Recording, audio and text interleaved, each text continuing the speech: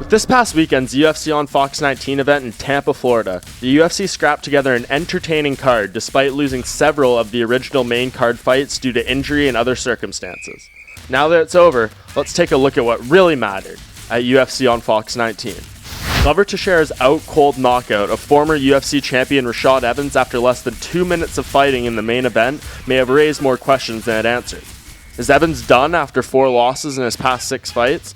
Does Teixeira work himself back into the messy light heavyweight title picture, or is he just treading water near the top? At the end of the day, something's got to change. I got to do something better, and it's embarrassing, it's sad, but welcome to being a fighter.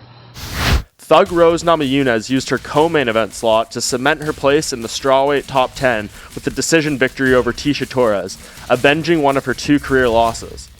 Though another title shot is probably at least 2 fights away for Namajunas, who showcased a newfound discipline against the technically sound karate striker in Torres, she said she's okay with waiting and doing whatever it takes to get back to that title fight. I've been through so much for this fight that,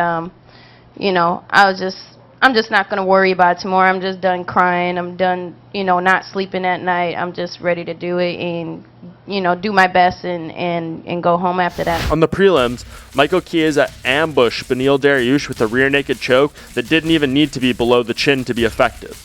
Dariush came in higher ranked and favored and looked strong early on, battering Chiesa with well-timed leg kicks. But Chiesa held tough and found his moment in the second round, locking up a choke that earned him a post-fight bonus and likely solidified a place in the top 10 of arguably the UFC's toughest weight class.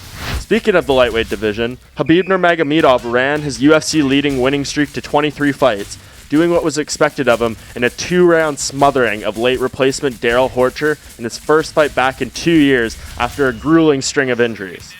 The Dagestani fighter won't compete again until after Ramadan in mid-July, and there's a good chance he'll simply wait for the winner of the upcoming lightweight title fight between Rafael dos Anjos, who Nurmagomedov owns a victory over, and challenger Eddie Alvarez.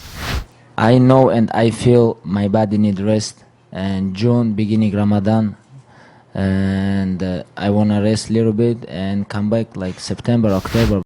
Buried on the Fight Pass portion of the card was John Dodson's return to the bantamweight division, where he dispatched Manny Gambarian in less than a minute, using the trademark speed that was seemingly absent from his last fight against UFC flyweight champion Demetrius Johnson.